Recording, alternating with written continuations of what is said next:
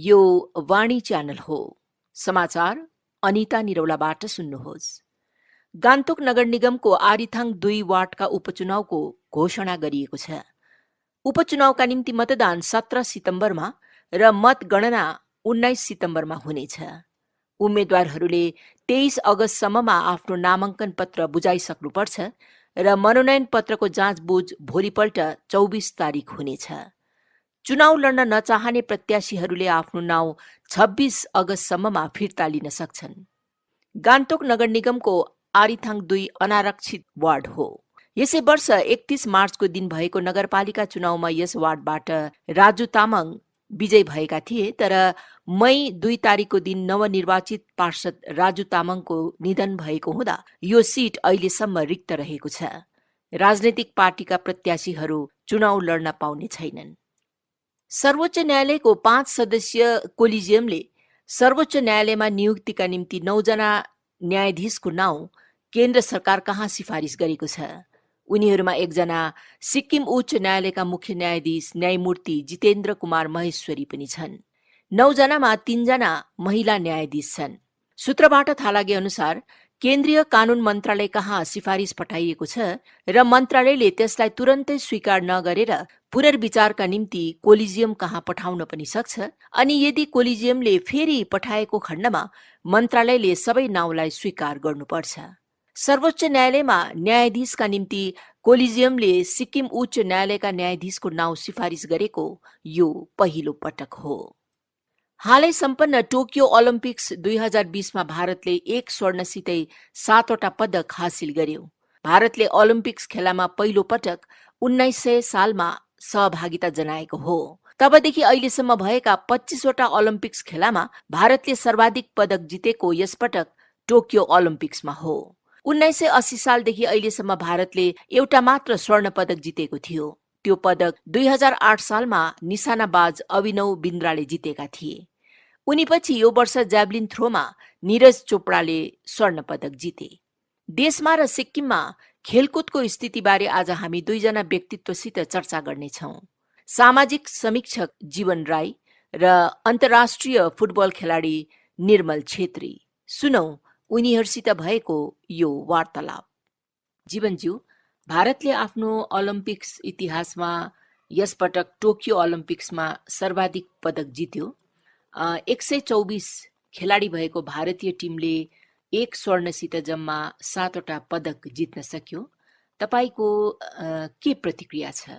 भारत देशको लागि एउटै ओलम्पिकमा 7 वटा मेडल, त्यसमा पनि एथलेटिकमा ऐतिहासिक पहिलो स्वर्ण पदक जित्नु अत्यन्तै ठुलो गर्वको विषय हो। देशको लागि एउटा संकेत हो कि हाम्रो देशमा स्पोर्टिङ ट्यालेन्ट्सको कमी छैन। तर यसको उत्सव मनाउनु भन्दा पनि अब चाहिँ सोच्ने विषय आएको छ कि भारतले अब आउने सालहरूमा कसरी तयार गर्नेछ र विशेष सरकारले कस्तो नीति मात्र होइन कसरी त्यसलाई इम्प्लिमेन्ट गर्नेछ त्यसमाथि भर पर्छ र लाग्छ कि अब भारतको विश्व मञ्चमा आगमनको घोषणा भइसकेको छ स्पोर्ट्सको क्षेत्रमा। निर्मलज्यू, तपाई अन्तर्राष्ट्रिय फुटबल खेलाडी हुनुहुन्छ। फुटबल मात्र होइन तर स्पोर्ट्स इन जेनरलको कुरा गर्दा तपाई देशमा खेलकुदको स्थिति कस्तो देख्नुहुन्छ? देशमा खेलकुदको स्थिति एकदमै राम्रो भएर गएको छ। त्यो हामीले फलस्वरूप देख्न पाइरहेको छ है। जस्तो प्रकारले आजभन्दा 15 साल अगाडि आइपिएल को सुरुवात गर्यो, त्यसरी नै तपाईको कबड्डीको लिग, तपाईको हकीको लिग सुरु भयो, ब्याडमिन्टनको, फुटबलको इन्डियन सुपर लिग सुरु भयो है। देन टेबल टेनिसको पनि भयो। त्यस्तोले गर्दा चाहिँ के भयो भने आज त्यस्तो लिग सुरु गर्दा चाहिँ एउटा कर्पोरेटहरू आउनुभयो, इन्भेस्टर्स आउनुभयो, स्पोन्सर आउनुभयो, प्लेयर्सहरूले राम्रो लाइमलाइट पाउनुभयो है। यो चाहिँ एकदमै राम्रो हो खेलको लागि पनि साथसाथ खेलाडीको लागि पनि। अन्तर्राष्ट्रिय गेम्सहरूको कुरा गर्दा हामीले देखि नै रहेको छ है। जस्तो प्रकारले कमनवेल्थ गेम्समा, एसियन गेम्समा, अन्त तपाईँको साफ च्याम्पियनसिपमा अनि हालैमा ओलम्पिकमा पनि इन्डियाको जस्तो प्रकारको पर्फर्मेन्स रहेको थियो है, मेडल जित्नमा सक्षम भएको थियो है। यो सबै अगाडिको आजभन्दा जस्तो प्रकारको काम भएको थियो है, त्यसको फलस्वरूप हामीले देखेको छ। तर यति नै भन्न चाहन्छु कि है हाम्रो के छ भने कल्चर चाहिँ हामी राम्रो प्रिपरेसन गर्ने टाइम दिँदैन। हाम्रोमा इन्फ्रास्ट्रक्चर त्यस्तो ज्यादा छैन, हाम्रोमा कोचेसहरू छ तर धेरै प्रकारको प्रब्लम भइरहेको छ है। तर के गर्नुपर्छ भने चाहिँ एउटा खेलाडीलाई मेडल जित्नु छ भने उसलाई चाहिँ एउटा राम्रो सराउन्डिङमा राख्नुपर्छ र उसले एकदमै उसको माथि धेरै नै इन्भेस्टमेन्ट गर्नुपर्छ। र मलाई जहाँसम्म लाग्छ स्पोर्ट्समा चाहिँ अहिले एकदमै यो सरकारले एकदमै राम्रो काम गरेछ र धेरै धेरै योजनाहरू ल्याएर खेलाडीलाई प्रोत्साहन गर्ने र खेललाई अगाडि बढाउने काम राम्रोसँग भएको छ। जीवनज्यू, विदेशमा सरह हाम्रो देशमा स्पोर्ट्स कल्चर छैन, खेलकुदलाई एउटा पेसाको रूपमा लिइँदैन, तपाईँ के भन्नुहुन्छ? हाम्रो देशमा खेलकुदलाई पेसागत रूपमा नलिनुको पछाडि हाम्रो गरिबी हो। विशेष गरेर पाश्चात्य देश अनि हाम्रै पूर्वीय देशहरू पनि जहाँनिर विकासको सीमा माथि पुगेको छ, त्यहाँ जीवनको एक्जिस्टेन्सियल स्ट्रगल्सहरूबाट उहाँहरू उठेका छन्। उहाँहरूलाई पैसा खर्च गर्ने ठाउँ चाहिन्छ, उनीहरूलाई मनोरञ्जनको साधनहरू चाहिन्छ। त्यसले गर्दा उहाँहरूले स्पोर्ट्समा धेरै पैसा खर्च गर्छन्, स्पोर्ट्स हेर्नका लागि, टिकट किन्नका लागि धेरै पैसा खर्च गर्छन् र त्यस्ता देशहरूमा कुनै पनि स्पोर्ट्सलाई पेसागत रीतिमा लिन सजिलो पर्छ। हाम्रोमा चाहिँ एन्टरटेनमेन्टलाई बेच्नु त्यति सजिलो छैन। त्यसले गर्दा हामीलाई त्यो स्तरमा पुग्न सायद अलिकति समय लाग्नेछ। खेलकुदलाई अघि बढ्न नदिने मुख्य तत्व राजनीति र भ्रष्टाचार हुन् कमसेकम हाम्रो देशमा, किनकि खेललाई लिएर हामीले केन्द्रीय नेता गिरफ्तार भएका घटनाहरू देखिसकेका छौँ र राष्ट्रिय होस् अथवा राज्य स्तरीय खेललाई राजनीति र भ्रष्टाचारदेखि बाहिर राख्नु कतिको आवश्यक छ? खेललाई भ्रष्टाचारबाट बाहिर राख्न त अत्यन्तै जरुरी छ, तर त्योभन्दा अझै गम्भीर त जातिवादको कुरा चल्छ यहाँनिर। भर्खरै पनि हामीले ओलम्पिक इन्डियन हकी टिमकै विषयमा जुन प्रकारको ठुलो जात र सानो जातको विवादमा चाहिँ एकदमै यो दुःख लाग्दो स्थिति छ। र मलाई लाग्छ हाम्रो देशमा खेलकुदलाई जातको भनौँ यो सोचको भ्रष्टाचार, अघि भनिहाल्नु भयो पैसा रुपियाँको जुन प्रकारको हिनामिना हुने इत्यादि भ्रष्टाचारहरूबाट अक्षुण्ण राख्नु जरुरी छ। तर कसरी हो त्यसका लागि हामीले एउटा यस्तो नेतृत्वको खाँचो छ राष्ट्रिय लेभलमा जसले यो सत्यतालाई बुझेर आत्मसात गरेर अनि एउटा आउट अफ द बक्स नीति लिएर खेललाई यो सबै कुराहरूबाट अक्षुण्ण राख्न सक्छ। तर त्यसको साथसाथमा समाज पनि यो कुराहरूबाट उठ्नु जरुरी देख्दछु। सिक्किमको सन्दर्भमा कुरा गर्दा राज्यमा प्रजातन्त्र आएको 46 वर्ष भयो, तर खेलकुदको क्षेत्र जति अघि बढ्नुपर्ने हो त्यो हुन सकेको छैन। खेलाडीहरूले जति पदक र स्थान हासिल गरिरहेछन् त्यो आफ्नै कोसिसमा गरिरहेछन् भनिन्छ र राज्यमा खेलको पूर्वाधार कमजोर छ। ओलम्पिक्समा कांस्य पदक विजेता बक्सर लभलिनाका कोच सिक्किमकै सन्ध्या गुरुङ रहेछन्। यो कुरो अहिले मात्र सिक्किमलाई थाहा हुँदैछ। यी सबैमाथि विचार गर्दा के खेलकुदलाई उपेक्षित क्षेत्र भन्न सकिन्छ? निर्मलज्यू, तपाईँलाई कस्तो लाग्छ? सिक्किमको सन्दर्भमा कुरा गर्दा चाहिँ खेलकुदलाई एकदमै लापरवाही गरेको छ, यो एकदमै स्पष्ट रूपले क्लियर छ है।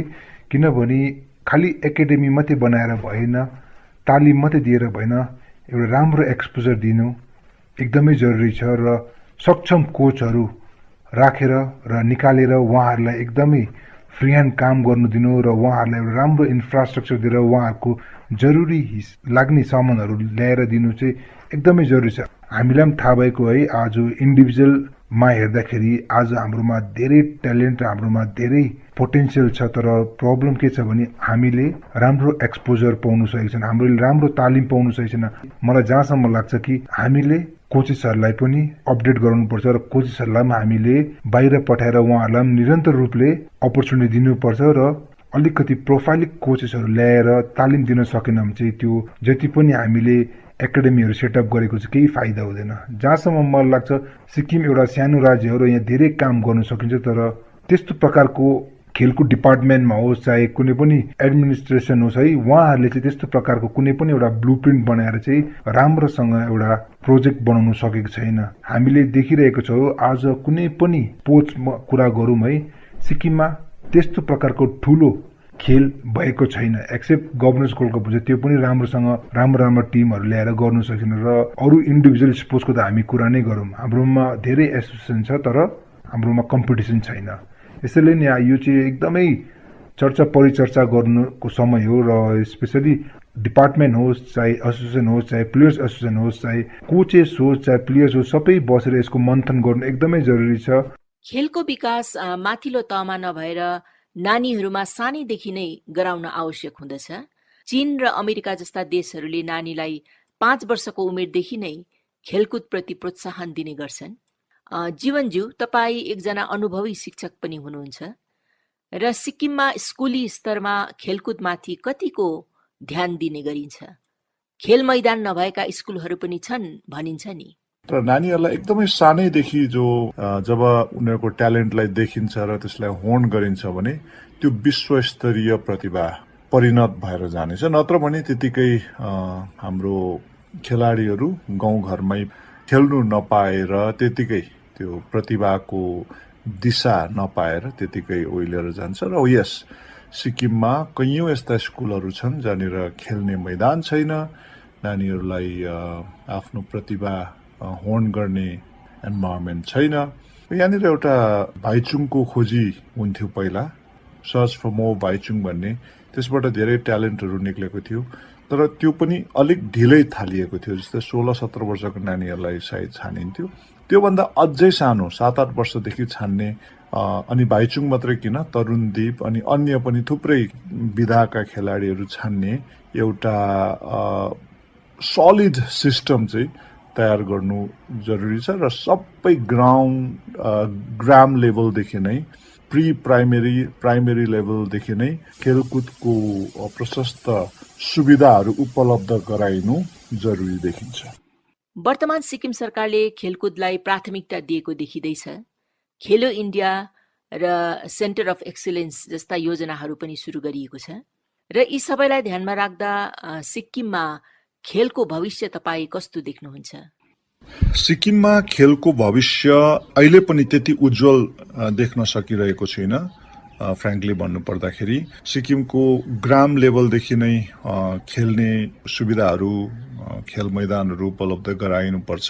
सेन्टर अफ एक्सिलेन्सको कुरा गर्नुभयो, यो सबै कुराहरूले चाहिँ थोरै मानिसलाई मात्र फाइदा गर्छ अनि त्यसमा पनि विशेष गरेर अलिक माथि उठेकाहरूलाई मात्रै फाइदा गर्छ। साँच्चै नै हामीले एउटा खेलको उज्जवल भविष्य हेर्ने हो भने र जबसम्म हामीले ग्राम लेभलबाटै सबैले भेट्ने गरे, किनभने ट्यालेन्टहरू त कुन कुनामा लुकेको छ त्यो त हामीलाई थाहा छैन, र सबैलाई भेट्ने एउटा समावेशी जबसम्म नीति बन्दैन र ग्राम लेभलबाटै जब खेलको सुविधाहरू उपलब्ध गराइँदैन तबसम्म त मलाई लाग्छ हाम्रो भविष्य त्यति उज्जवल छैन। अनि हामी फेरि यस्तै एकदमै एक्स्ट्राअर्डिनरी ट्यालेन्टले कहिले के जितेर ल्याउँछ त्यही मनाउँदै बस्नु मात्रै हो, तर छुपेर लुकेर बसेको प्रतिभाहरूलाई चाहिँ समेट्न सक्दैनौँ। अनि जबसम्म त्यसलाई समेट्न सक्दैनौँ तबसम्म खेलको भविष्य समग्रमा उज्जवल छ भनेर भन्नु मिल्दैन।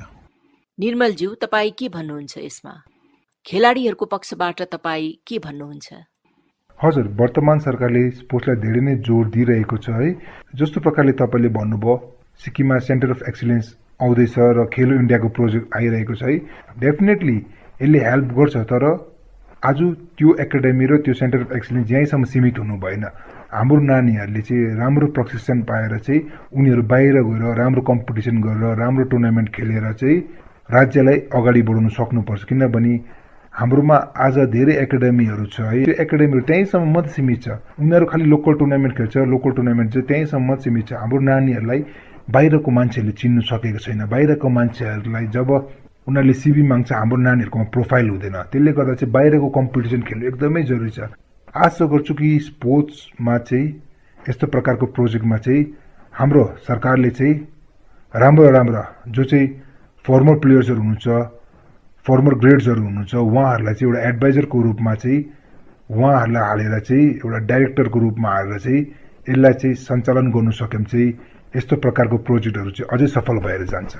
उहाँहरूले फर्मर प्लेयर्सहरूलाई बोलाएर सरसल्लाह गरेर कस्तो प्रकारले के गर्नु सकिन्छ भनेर चाहिँ सरसल्लाह गर्नु एकदमै इम्पोर्टेन्ट छ। र मलाई जहाँसम्म लाग्छ सिक्किममा खेलकुदलाई अगाडि बढाउने हो भने चाहिँ खेलकुद विभागदेखि नै काम सुरु गर्नुपर्छ। किनभने आज हामीले देखेका छौँ हाम्रो खेलकुद विभागले धेरै कामहरू नयाँ नयाँ योजनाको काम गर्दैछ, तर कतिवटा सफल भएको छ र कतिवटा चाहिँ भएको छैन। तर यहाँ चाहिँ के छ भने विभागको मान्छेहरूले हाम्रो कुरा सुन्नु मान्दैन, यही नै प्रब्लम छ। र त्यस्तो होइन, सबैको सोच खेललाई अगाडि बढाउने हुन्छ। सायद उहाँहरूको पनि सोच खेललाई अगाडि बढाउने होला, हाम्रो पनि खेललाई नै अगाडि बढाउने छ। तर काम गर्ने सोच उहाँहरूको र हाम्रोमा धेरै भिन्नता छ र उहाँहरूले पनि त्यही प्रकारले नै सरसल्लाह गर्नु सक्नुपर्छ हामीसँग। र हाम्रो पनि समय र हामीले पनि जति पनि बाहिर खेलेर सिकेको छौँ हामी पनि त्यही यहाँ आएर राज्यमा दिनु चाहन्छौँ। र जब हामीले एउटा विभागलाई दिन्छौँ हामी डेफिनेटली त्यो सबै गाउँ बस्तीमा पुग्ने हामी आशा गर्छौँ। र त्यस्तो प्रकारले नै खेललाई चाहिँ अगाडि बढाओस् भन्ने हाम्रो विचार हो। र आशा गर्छु कि सरकारदेखि नै विभागदेखि जति पनि एसोसिएसन छ उहाँहरूले राम्रोसँग यसमा मन्थन गर्नुहुन्छ होला र सबैजना मिलेर सिक्किमको खेलकुदलाई जस्तो प्रकारले चलेर आएको थियो त्योभन्दा अझै राम्रोसँग अगाडि लाने सबैले मिलेर कोसिस र हामी एकसाथ भएर काम गर्न एकदमै यसमा सफल हुन सक्छौँ। यस वार्तालापमा व्यक्त गरिएका मन्तव्यको निचोडलाई हेर्दा अन्तर्राष्ट्रिय फुटबल खेलाडी निर्मल छेत्रीले सिक्किममा खेलकुदको विकास मार्गमा खेल विभागबाट नै काम सुरु गर्नुपर्ने अनि यसमा पूर्व खेलाडीहरूलाई सहभागी बनाउँदै सरसल्लाह लिनुपर्ने मन्तव्य जाहेर गरेका छन्। यसरी नै वार्तालापमा सामाजिक चिन्तक जीवन राईले तृणमूल स्तरमा अर्थात् ग्रामीण क्षेत्रमा खेलकुदमाथि ध्यान दिनमा जोड दिएका छन्। उनी भन्छन्, नानीहरूमा सानैदेखि खेलकुदको दक्षता विकसित गर्नुपर्छ, नत्र प्रतिभाले दिशा नपाएर ओइलिएर जान्छ। नानीहरू भन्नाले विशेष गरी प्राथमिक स्तरका विद्यार्थीहरू बुझिन्छ। त्यसर्थ राज्यमा खेलकुदको विकास व्यावहारिक तौरमा गर्नु हो भने अफसरशाही प्रवृत्तिदेखि धेरै टाढा रहेर खेल र शिक्षा दुवै विभागमा असल तालमेल हुनु आवश्यक देखिन्छ।